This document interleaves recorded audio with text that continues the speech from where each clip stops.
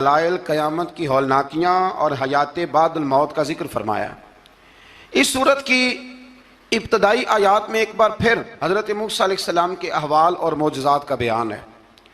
आज नंबर 16 से सुलेमान अलैहिस्सलाम का जिक्र है। वो दाऊद अलैहिस्सलाम के वारिस थे, बेटे थे, और इन्हें परिंदों की बोलियाँ सिखाई गईं। जिन्नात और इंसानों के लश्कर का एक फ़ौजी डिसिप्लिन के साथ इनके पास हाजिर रहते थे। वो जो उनका लश्कर था ना, उसमें इंसान भी थे, जिन भी थे, और उसके अंदर परिंदे भी थे। उनका लश्कर था, वो हमेशा उनके पास रहते थे। हज़रत सुलेमान अलैहिस्सलाम गुजर रहे थे तो एक मकाम से आप गुजरे जहाँ चींटियाँ बड़ी कसरत के साथ थी। तो एक चींटी जो उन चींटियों की सरदार थी, उन चींटियों की बड़ी थी, और मुफस्सिरीन किराम ने यह भी लिखा है कि वो थी भी, एक आंख उसकी कोई नहीं थी, एक टांग उसकी कोई नहीं थी, लेकिन इस हाल में भी वो चींटी जो थी वो चींटियों की क़यादत कर रही थी। तो हज़रत सैयदना सुलेमान अलैहिस्सलाम का लश्कर जब वहाँ से गुजरा तो वो कहने लगी, या अय्युहन नमल उदखुलू मसाकिनकुम, कहने लगी चींटियों अपने बिलों में घुस जाओ, कहीं ऐसा ना हो कि सुलेमान अलैहिस्सलाम का लश्कर बेदहानी में, सुलेमान का लश्कर तवज्जो ना करे और तुम्हें पाँव के नीचे मसल दे, लिहाजा इस तरह करो कि तुम अपने अपने बिलों में घुस जाओ। हज़रत सुलेमान अभी 3 मील दूर थे, तमाम मुफस्सिरीन ने लिखा है 3 मील दूर थे। तो वहां से चींटी बोली तो कुरान कहता है कि हज़रत सुलेमान उसकी बात सुन के हंस पड़े। फतबस्सम दाहिका, आप उसकी बात सुन के हंस पड़े कि देखो ये चींटी क्या कह रही है, ज़रा गौर करना बात पर कि हज़रत सुलेमान 3 मील दूर फासले पर चींटी की बात भी सुन लेते हैं। मौलवी ने कुरान की आयत पक्की याद कर लिया, ना बशरुम मिसलुकुम, कहता है हुजूर ने कहा मैं तुम्हारी तरह का बशर हूँ, नबी हमारी तरह होते हैं जी। तो वो तो 3 मील दूर चींटी की आवाज़ सुन लेते थे। इसके कान में चींटी रखो भला, इसे कहो कि बता भला क्या कहती है, कुछ बताएगा फिर दौड़ लगा देगा शायद। कान में रखो इसको, कहो बता चींटी क्या कहती। और अगर ये लफ्ज़ ना होते कुरान के कि जब उन्होंने सुना तो हंस पड़े, ये जुमले ना होते तो शायद इसको भी ना मानते। लेकिन हज़रत सुलेमान ने सुनी चींटी की बात, और अब अगली बात कहने लगा हूँ। बड़े खूबसूरत लफ्ज़ लिखे हैं मुफस्सिरीन ने, फरमाते हैं देखो एक चींटी ने एक जुमला बोल के, एक चींटी ने एक जुमला बोल के अपने कबीले की खैर खाई की तो रब ने उसका जुमला भी कुरान में बयान फरमा दिया। तो जो सारी जिंदगी लोगों को जुमले बोल बोल के कहे रब रसूल की तरफ आ जाओ, तो अल्लाह क़यामत में उसकी बात को कायम नहीं फरमाएगा। जो भी किसी की खैर खाई करे वो एक जुमला बोल के करे, और हो भी चींटी, तो अगर अल्लाह उसका जिक्र कुरान में बाकी रखता है तो मैं और आप अगर किसी की खैर खाई करेंगे तो इंशाअल्लाह जिक्र बाकी रहेगा। शर्त यह है कि करें खैर खाई, खैर खाई करो किसी की, एक जुमला बोल के भी करो, चींटी भी हो तो अल्लाह कुरान में जिक्र बाकी फरमा देता है। तो अल्लाह तबारक व तआला ने इस बात का जिक्र कुरान मजीद में फरमाया। इस पर कई कुछ लिखा है। इसी तरह से एक बात और लिखी है हमारे मुफस्सिरीन ने कि हज़रत सुलेमान एक दिन ना इसी तरह निकले, कहत पड़ गया था, बारिश नहीं होती थी, तो हज़रत सुलेमान बाहर मैदान में निकले दुआ करने के लिए, खुश्क साली थी। तो जब आप गए तो एक चींटी अपने पैर फैला के दुआ मांग रही थी। तो रब करीम ने फरमाया सुलेमान आप वापस चले जाएं, बारिश आ जाएगी पर आएगी चींटी की दुआ पे। तो हज़रत सुलेमान ने अर्ज़ की मौला मैं भी तो इतना लश्कर लेके आया हूं ना, तो चलो हमें भी दुआ कर लेने दे, तू चींटी की दुआ पे बरसा देना पर दुआ कर लेने दे। फरमाया नहीं आप वापस जाएं, दुआ ना मांगे। या अल्लाह क्यों? फरमाया चींटी का दिल टूट जाएगा, वो तो कहेगी कि ये सुलेमान की लश्कर दुआ पे फिर बारिश आई है। तो आप ना करें ताकि उसके दिल में ये बात रहे कि नहीं मेरे रब ने मेरी दुआ पे बारिश फरमाई। आप जाएं, आज बारिश आएगी पर आएगी चींटी की दुआ पे। तो जो चींटी बारिश की दुआ करे कौम के लिए, अल्लाह अगर उसका जिक्र कायम रखता है तो जो अपनी कौम के लिए हिदायत की दुआ करे। और कभी कभी गर्दन झुका के देखा करो कि दिल में रसूलुल्लाह की उम्मत का दर्द कितना है। अगर कहीं हुजूर की उम्मत का दर्द है तो फिर इंशाअल्लाह जिक्र क़यामत तक बाकी रहेगा। फिर इंशाअल्लाह क़यामत तक आने वाली नस्लें भी आपका जिक्र करेंगी अगर हुजूर की उम्मत का दर्द सीने में मौजूद है। इसी तरह से फिर हज़रत सुलेमान के लश्कर में ना एक हुदहुद नामी परिंदा भी था, लश्कर का कारकुन था परिंदा। हुदहुद गायब था। तो हज़रत सुलेमान कहने लगे किधर गया वो हुदहुद, नजर ना आज आया सख्त सजा दूंगा, यहां तो कोई अच्छी खबर लाएगा। क्योंकि वो हुदहुद परिंदा जाता था तो खबरें ला के देता था, वरना सजा दूंगा। उतनी देर में हुदहुद भी आ गया।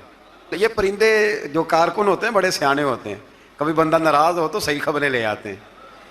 तो सही खबर लेके आ गया, आते ही आके बैठा तो उसने हजरत सुलेमान अलैहिस्सलाम ने कहा कहाँ थे? अर्ज करने लगा हुजूर मैं मुल्क के सबा गया था, वहां एक औरत हुक्मरानी करती है, उसका नाम बिल्कीस है, बहुत बड़े तख्त पे बैठती है, 80 गज उसका तख्त लंबा है, 40 गज चौड़ा है और शायद 80 मान के 80 टन उसका वजन है। तो हुजूर वो सूरज को पूछते हैं। तो हजरत सुलेमान ने फौरन खत लिखा, फरमाया जाके उसे मेरा खत दे दो कि या तो कलमा पढ़ के हमारी फर्मा बरदार बन जाए वरना तैयार हो जाए, जो अल्लाह के गैर को पूछते हैं हम उनके खिलाफ जंग करेंगे। वो जब लेके गए ना खत, ये हुदूद गया तो वो मीटिंग कर रही थी, उसके वजीर मशीर सारे बैठे थे। इसने जाके खत फेंक दिया मलका बिल्कीस की झोली में। उसने खत पढ़ा तो डर गई, वजीरों को बुलाया। हजरत सुलेमान, कुरान कहता है हजरत सुलेमान ने कहा था खत फेंक के ना तो साइड पे होके सुनना वो क्या कहता है। बंदों के लिए मना है, परिंदों के लिए जायज है। बंदों के लिए मना है साइड पे होके सुनना। हाँ, जिसकी जासूसी की ड्यूटी हो, कुफर की जासूसी की, उस बंदे के लिए भी जायज है। तो यहाँ तो वो परिंदे थे, दूसरा कुफर की जासूसी कर रहे थे, साइड पे होके सुनने लगे। तो मलका बिल्कीस कहने लगी अब क्या करना है, ये खत आया है। तो वो कहने लगे हम तैयार हैं, आप हुक्म करें, हम लड़ने को तैयार हैं, लड़ेंगे। वो कहने लगी नहीं, तेजी ना दिखाओ। कुरान मजीद कहता है कि वो कहने लगी जब लड़ाइयाँ होती हैं तो शहर तबाह होते हैं, मुल्क खंडर बन जाते हैं, लड़ाई मसले का हल नहीं है। उन्होंने कहा कि मैं नबी हूं, तो एक दफा आजमा लेते हैं कि नबी हैं कि नहीं, माज़अल्लाह आजमा लेते हैं। कहा कैसे? कहने लगी तोहफे तो आए भेजते हैं, अगर माल पर दिल ललचा गया तो फिर नबी नहीं बादशाह है, और अगर माल पर दिल ललचाया ना तो फिर अल्लाह के कामिल बंदे हैं। ये फर्क उसने उस वक्त बयान किया। उसने 500 कनीजें, 500 गुलाम, बड़े शानदार लिबास पहना के, 500 घोड़ा बड़ा तगड़ा, उसके ऊपर माल व असबाब रख के तैयारी करा के हजरत सुलेमान की तरफ भेजा। हुद पहले से खबर लेके आ गया, हुजूर उसने ये प्रोग्राम बनाया है। वो जब आया सारा कुछ तो हजरत सुलेमान देख के जलाल में आ गए, फरमाने लगे उसे जाके कह दो तू मुझे क्या तोहफे भेजेगी, मेरे रब ने मुझे माला माल फरमाया हुआ है, उन्हें माला माल किया मेरे मालिक ने, जा उसे जाके कह तू क्या तोहफे देगी। जब रब देता है तो फिर कोई कमी ना ना वो नहीं छोड़ता। बंदे क्या दे सकते हैं, बंदे तो बेचारे 10 देख के तो 10 दिन उनकी आंखें नहीं खुलती। फरमाया मुझे अल्लाह ने जो दिया है क्या बात है उसके देने की। तो फरमाया उसे कहो या फरमाबरदार होके आ जाए या जंग के लिए तैयार हो जाए, हम उसे उसके शहर से जलील करके निकाल देंगे। उसने जाकर जब पैगाम दिया तो और उन लोगों ने भी आके बताया कि वहां तो हम अजीब मंजर देख के आए हैं कि जानवर भी हाथ बांधे खड़े हैं, वहां तो जिन्नात, सरकश जिन्नात खड़े हैं। वो बादशाह नहीं, वो नबी हैं, वो जो 500 गुलाम और 500 कनीजें गई थी, हवाल सुनाया आके। तो मलका बिल्कीस ने फिर खत लिखा कि मैं फरमा बरदार होके आ रही हूँ। माना क्या है, मैं कलमा पढ़ने के लिए आ रही हूँ। तो हजरत सुलेमान ने कहा भाई अब इस तरह करो, जरा फर्श बिछाओ। उन्होंने फर्श बिछाया, इस तरह का कि ऊपर फर्श था, नीचे मछलियां तैर रही थी, लग रहा था दरिया है। ड्यूटी लगा दी, जिन्नात ने बिछा दिया। उधर हजरत सैयदना सुलेमान फरमाने लगे अब चूंकि मान के आ रही है तो उसे अपनी नबुव्वत की अलामतें भी दिखानी है। उसने तख्त बड़ा शानदार बनवाया था, और खवातीन में जो आदतें खवातीन वाली होती हैं वो जाती नहीं। वो 7 कमरों में ना पीछे अपना तख्त रख के तो 7 दरवाजे बंद करके आई। उस जमाने में एक रिवाज था, वो जुलेखा ने भी 7 दरवाजे मुकफ्फल के एक रिवाज था। एक कमरा, फिर कमरे के पीछे कमरा, फिर उसके पीछे कमरा, फिर उसके पीछे कमरा, और उसको बड़े मोटे ताले लगाए जाते थे। और फलसफा ये था कि एक ताला तोड़ेगा कोई तो जब तक सिपाही आ जाएंगे, और अगर उसके तोड़ने तक ना आए तो दूसरे के तोड़ने तक आ जाएंगे, और उसके तोड़ने तक ना आए तो 7वें तक तो आ ही जाएंगे। ये उन लोगों का नफसियाती मामला था, सोच थी। 7 कमरों में मुकफ्फल करके ना वो निकली। तो हजरत सुलेमान अलैहिस्सलाम कहने लगे भाई मुझे उसका तख्त चाहिए उसके आने से पहले,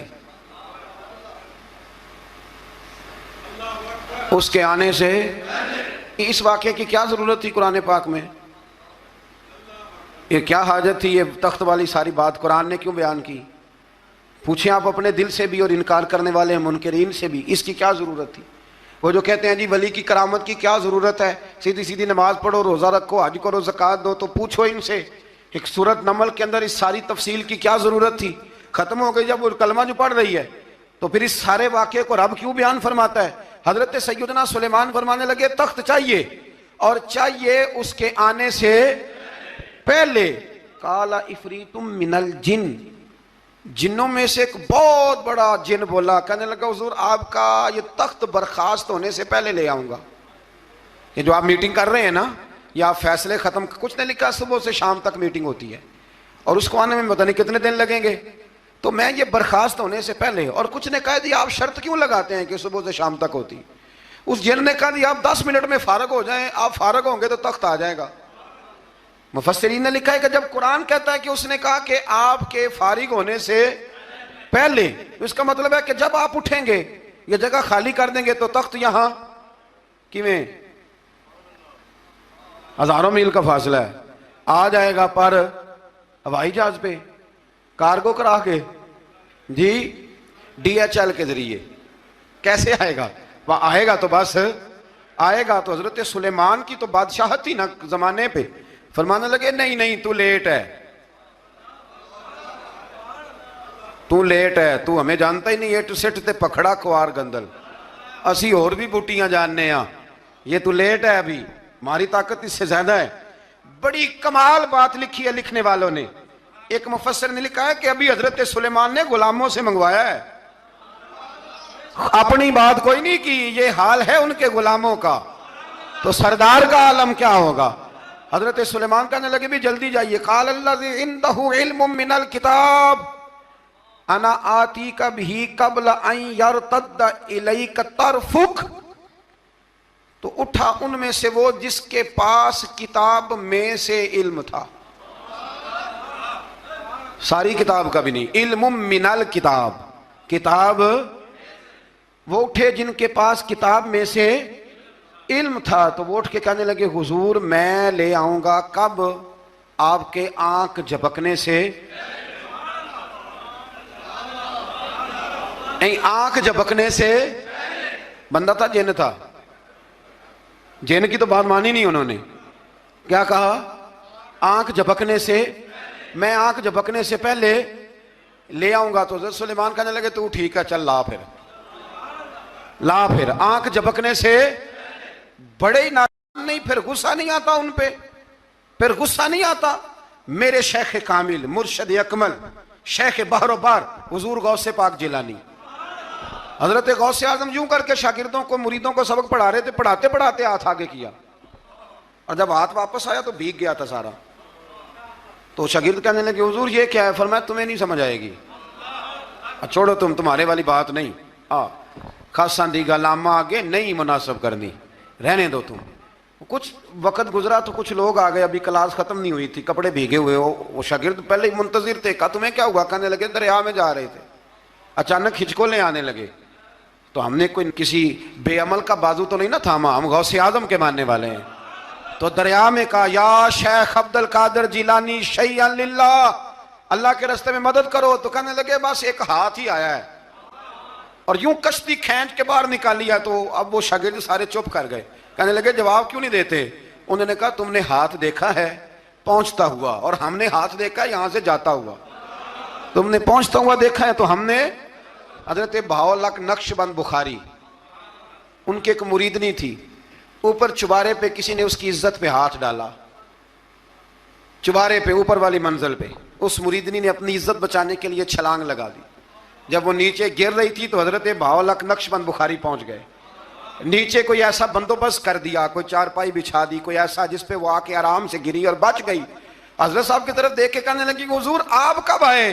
फरमाने लगे पुत्र जब तू चुबारे से चली थी तब मैं बुखारे से चला था, जब तू चुबारे से चली थी ना तब मैं बुखारे से चला था, और तेरे नीचे आने तक मैं भी पहुंच गया हूं।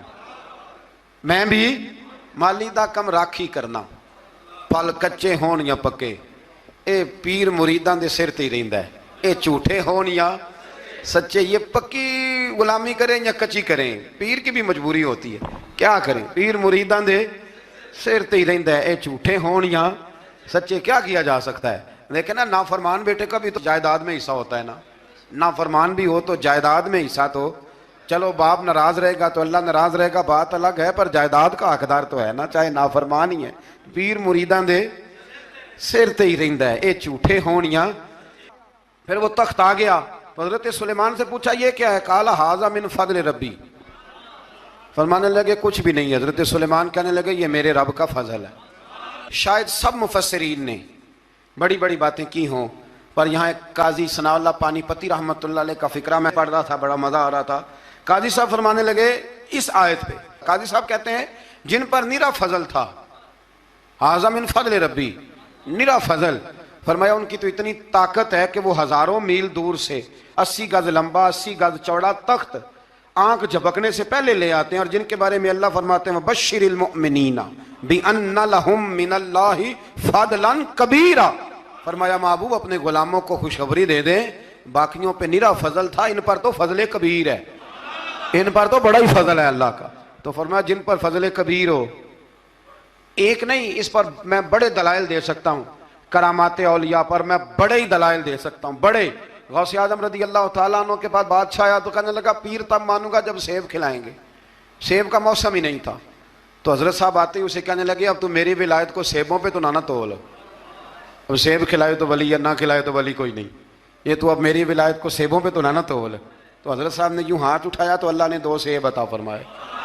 तो वहां जुमला है हुजूर गौसे आजम का, फरमाने लगे अगर अल्लाह हजरत मरियम सलामुल्लाह जो बनी इसराइल की वलिया हैं, वली है ना, वो नबी तो नहीं ना, औरत नबी नहीं हो सकती। फरमाया अगर अल्लाह उन्हें बगैर मौसम के फल दे सकता है, मैं तो मोहम्मद अरबी का नौकर हूं। फरमाया अब ना 2 सेब आए थे, तो वो कहने लगा मेरे तो दिल में एक सेब था ना, तो हुजूर गौसे आजम ने ना एक सेब मुझे दिया, एक मैंने खाया तो एक गौस पाक खाने लगे। कहते हो मैंने वो मुंह में रखा, जरा तुर्श था, तो मेरे चेहरे का वो रंग देख के ना, असर देख के तलखी महसूस, तो गौसे आजम कहने लगे मेरे वाला खा। तो एक उन्होंने काट के टुकड़ा दिया, कहते खाया तो बड़ा मीठा था। तो मैंने कहा हुजूर आए तो दोनों ही गैब से हैं, तो आपके वाला मीठा है, मेरे वाला कड़वा है। तो आप फरमाने लगे आए तो दोनों गैब से थे, पर एक को जरा जालिम के हाथ लग गए हैं ना, उसको तंबीह भी कर दी कि जुल्म से बाज आ जा, तंबीह भी कर दी। पर मैं हाथ जालिम के लागे इसलिए तुर्श हो गया, सियाना बन। एक नहीं 20 दर्जनों, लेकिन पता नहीं क्यों लोग अड़ गए, पता नहीं क्यों कड़ के आ गए करामत औलिया के मामले में। बिल्कुल अभी किसी हदीस में यह नहीं आया कि इस जमाने में वली होंगे तो इस जमाने में वली नहीं होंगे। हुजूर ने फरमाया मेरी उम्मत कभी गुमराही पर जमा नहीं होगी। इकबाल कहते हैं औलिया क्या होते हैं, औलिया क्या है, जवासीसुल कुलूब। इकबाल कहता है वली का बहुत बड़ा वली तुमने देखना हो तो उससे देखो जो तेरे दिल का जासूस है। चलो ये मुश्किल बात है, मैं नहीं छेड़ता, लेकिन जो तेरे हाँ वो जासूसी करता है, पर करता है तेरे दिल की, वो तेरे दिल का जासूस होता है वली। और उस पर हुजूर की हदीस है, फरमाया इसकी फिरासत कल्बी से डर, ये अल्लाह के नूर से देखता है, डर इसकी फिरासत कल्बी से, अल्लाह तौफीक अता फरमाए। 12 इस वली का नाम था आसफ बिन बरखिया। आसफ बिन बरखिया जी हजरत सुलेमान के वजीर थे। वो आई मलका बिल्कीस, और जब वो आई ना तो उसने देखा कि ये तो आगे सामने हजरत सुलेमान बैठे हैं, और जो रास्ता है ना दरमियान में वो फर्श है कि दरिया है, समझ नहीं आ रही। तो उसने ना अपना यूं करके ऊपर कपड़ा उठाना शुरू कर दिया कि नीचे पानी है। तो हजरत सुलेमान कहने लगे चलती आ, नीचे कुछ भी नहीं। उसने पैर रखा, नीचे मछलियां भी तैरती जा रही थी। हजरत सुलेमान अलैहिस्सलाम, आज भी अल्लाह ने तौफीक दिया ना, लोगों ने इस तरह की तामीरात बाद में की हैं, लेकिन इसके मौजिद इसके पहले बनाने वाले हजरत सुलेमान है अल्लाह की दी हुई तौफीक से। तो वो मलका आपके पास आई, फिर वो आपकी फरमा बरदार हो गई। और बाद मुफस्सिरीन ने यह लिखा है कि उसने जब कलमा पढ़ा तो फिर उसका निकाह भी हजरत सुलेमान से हुआ। यह भी बाद लोगों ने लिखा। कूड़ा तख्त